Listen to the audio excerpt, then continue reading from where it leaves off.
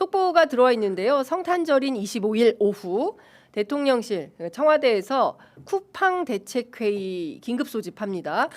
외교안보라인까지 총출동을 하게 되는데요. 개인정보 유출 사태에 대한 대응 방안을 논의하기 위해서 관계부처 장관급 긴급회의합니다. 크리스마스에. 이야, 자 회의에는 김용범 대통령실 정책실장이 주재를 하고요. 과기부 장관, 개인정보보호위원장, 방미통일위원장, 공정위원장, 각급 주요 인사들, 경찰청 등 수사기관 관계자들, 외교부 장관, 안보실 관계자들까지 싹 다 모여서 하는데요.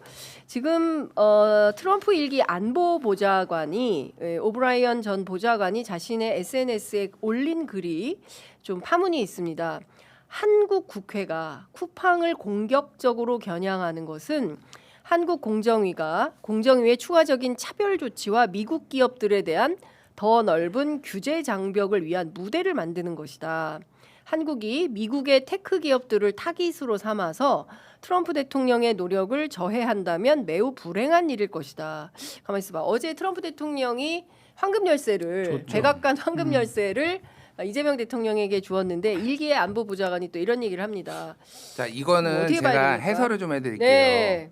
쿠팡이 대관을 엄청 했잖아요. 맞습니다. 그러니까 정부를 상대로 이게 한국에서만 한 게 아니라 미국에서도 엄청 했어요. 그러니까 쿠팡이 통일교랑 비슷해. 예, 장난 아니에요. 네. 그래서 쿠팡에서 대관 업무를 했던 사람들 중에 미국 국가안보보좌관이 있었어요. 네. 그래요? 예. 지금은 교체가 됐는데 부보좌관 알렉스 웡이라고 이 사람이 2021년부터 2024년까지 쿠팡에 소속돼서 미국의 국회를 의회를 상대로 대관 업무를 하다가 원래 이제 이거 국회 그쪽이었거든요. 이제 마가 쪽이었거든요. 그래서 알렉스 웡이 들어갔어요.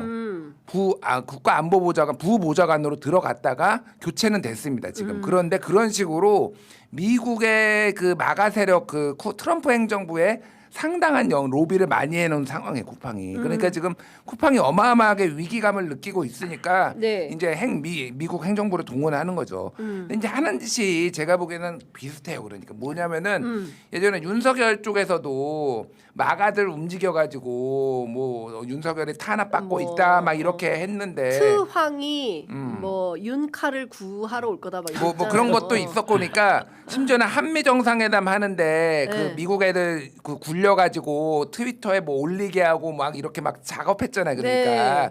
지금 거의 그 짓을 하고 있는 거예요. 그러니까 얘네들은 물론 급해진 거지. 지들도 살아야 쿠팡이. 되니까 지금 네. 그렇게 이해하시면 될 것 같고 네. 다만 트럼프에 대한 오해는 그거예요. 트럼프는요. 윤석열 같은 바보는 아니에요. 얘기를 다 들어요. 진짜로 다 듣고 네. 지 유리한 대로 해. 그렇지. 지 정확합니다. 지 유리한지 불리한지를 정확하게 따져가지고 네. 이렇게 한단 말이에요. 그래서 저거는 우리 정부가 네. 정확하게 설명을 하면 트럼프를 통해서 정확하게 설명을 하고 이게 무슨 문제고 네. 그리고 좀 약간 황금 금관하나 택배로 하나 더 택배로 하나 택배로 황금 금관하나 하나 보내. 더 더 줘? 백제 걸로 이번에 신라권 받았으니까 백제 걸로 예. 하나 보내주고 그러면은 해결됩니다. 저거는. 예. 근데 저는 이렇게 생각해요. 이거는 뭐 그것 때문에 모인 것도 있을 거예요. 뭐그 측면도 있지만 사실은 그만큼 엄중하게 대처하겠다, 그렇죠. 공휴일도 하겠다, 크리스마스 예. 하겠다, 뭐 그런 여러 가지 뜻이 담겨져 있는데 이걸 간과하는 것 같아요. 대관을 할 때는 이렇게 대놓고 안 하고 몰래 하든지 잘해야 돼요. 대놓고 나왔잖아요. 그렇죠.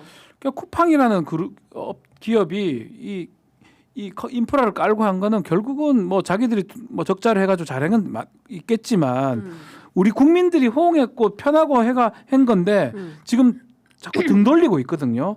저는 이런 것들이 반복되면 결국은 쿠팡 기업 우리나라에서 미국 기업이니까 그렇죠. 저는 존재 못할 거라고 생각이 들고 맞아. 더 극단적으로 우리에서 존재 못하면 망해요 애들. 네. 아니 참고로 왜 이렇게 하죠? 참고로 그 알렉스 웡 그 작년 5월인가에 올해인가 작년인가 5월달 그만뒀거든요.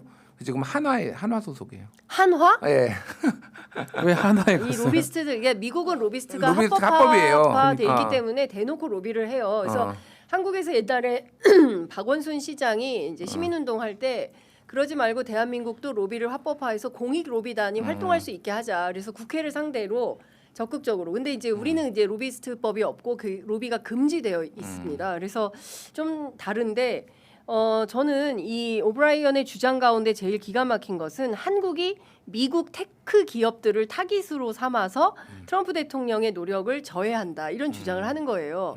그런데 쿠팡이 어디서 돈 벌고 있습니까? 여기서 벌어요 90%를. 대한민국에서 버는 게 90%예요. 그런데 미국의 무슨 그거예요. 테크 기업으로 이렇게 싹 포장을 해가지고 미국 자본일 뿐이지 그렇지. 돈벌이는 여기서 하고 있단 말이야. 여기서 정신을 차리라고. 돈을 싹다 벌어가면서. 그러니까 저거를 착각을 하는 거예요. 저런 게 대단한 게 잘 된 게 아니라는 그래서 거예요. 저는 외교 라인이 국가안보실 관계자 등이 특히 외교부가 이거 설명을 해야 된다. 트럼프 정부에. 그렇죠. 이 쿠팡의 피해가 무려 3,370만 명의 개인정보가 털렸고 이거에 대해서 이렇게 국회가 불러도 오지도 않고 범킴, 김범석 그렇죠. 의장 이런 사람 그리고 지금 대만에 가 있다는 거잖아요. 그럼 대만에서도 좀 이런 걸 잘 봐야 돼요. 이런 기업들이 승승장구하면 이게 되겠습니까? 그리고 그 박지훈 변호사님이 이제 미국 자본이라고 했는데 물론 다 섞여 있죠. 근데 네. 초반에 사실은 그 소프트뱅크 자본이 지금 굉장히 많이 들어왔어요. 그래서 일본 지분이 한 절반이라고 보시면 돼요. 거의 네. 미국 쿠팡에 뭐 이제 지금은 상장돼서 희석이 됐겠지만은 일본이 가장 영향력이 이게 다 그래서 다국적 기업이에요. 네. 다국적 기업이고 그러니까 미국은 그거는 있어요. 그러니까 뭐냐면은 호주에서 이제 이익 뭐 초과 이익 관수제 같은 그런 거 예전에 한번 말씀드렸잖아요. 제가 막 이렇게 만들어지고 하는 것에 대해서 상당 거부감이 있어요. 그래서 네.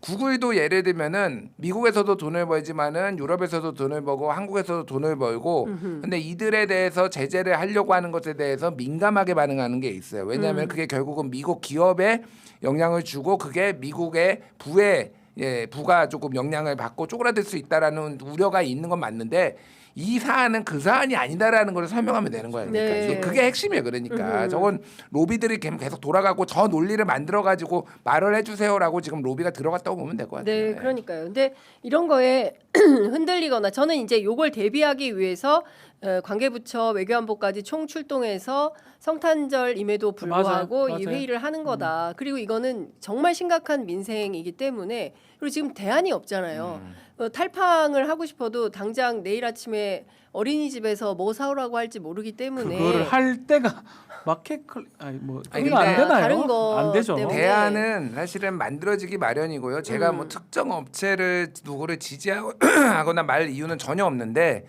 지금은 네이버가 대한통운하고 손을 잡고요. 새벽 배송을 사실상 하고 있어요. 이제는. 그래요. 네. 네이버도 쿠팡 같이 그 매입 다 해가지고 이게 그러니까 그 오픈마켓처럼 다른 데서 배송되는 게 아니라 자기들이 매입해가지고 이거를 그러니까 가능한 거잖아요. 새벽 기사 배송 기사를 그거를 대한통운이랑 손잡고 지금 하고 있어요. 네, 그래서 근데 저는 너무 이거- 우려를 할 필요 없다. 네, 쿠팡 딱 망하면은 안 되는 거냐? 누군가 합니다. 그렇습니다. 네, 누군가 해요. 아니 그리고 이거는 네. 시장 논리에 따라서 바로 저쪽이 그럴 것 같으면 가만히 있으면 우리가 준비해야지 이게 되는 거예요. 그런데 저는 이 독과점 문제를 해소해야 된다. 그러니까 우리가 보면 쿠팡뿐만 아니라 굉장히 독과점 체제가 많습니다. 그래서 이런 것들을 좀 깨는 거를 사실은 국회가 적극적으로 역할을 해야 되는데 국회도 또 대관 로비가 많잖아요.